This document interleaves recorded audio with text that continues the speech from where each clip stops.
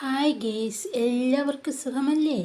ഇന്ന് എല്ലാവർക്കുമായി ഞാൻ പരിചയപ്പെടുത്തുന്ന റെസിപ്പിയാണ് പഴമയുടെ തക്കാളി രസം. രസം എന്നാൽ ഒരു രസം തന്നെയല്ലേ? നമുക്ക് രസത്തിന് വേണ്ട കൂട്ടുകൾ എന്താണെന്ന് നോക്കാം.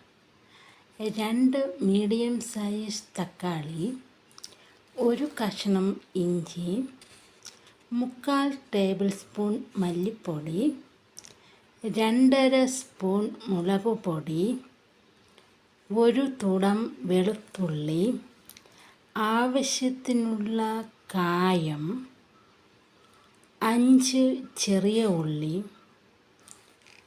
മഞ്ഞൾപ്പൊടി ആവശ്യത്തിന്. ചീനച്ചട്ടി ചൂടാകുമ്പോൾ വെളിച്ചെണ്ണ ഒഴിക്കുക.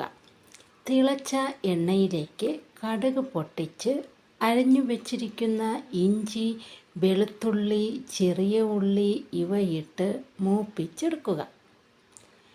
ഇതിലേക്ക് വെള്ളത്തിൽ കുതിർത്തി വെച്ചിരിക്കുന്ന പുളിവെള്ളം ചേർക്കുക. ആവശ്യത്തിനുള്ള വെള്ളം ഒഴിക്കുക.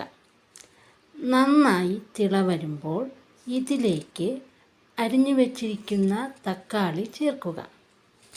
ശേഷം എടുത്തു വച്ചിരിക്കുന്ന മല്ലിപ്പൊടി, മുളക് പൊടി, മഞ്ഞൾപ്പൊടി, ഉപ്പ്, ഉലുവാപ്പൊടി, കായം ഇവയും ചേർത്ത് അടച്ചു വയ്ക്കുക.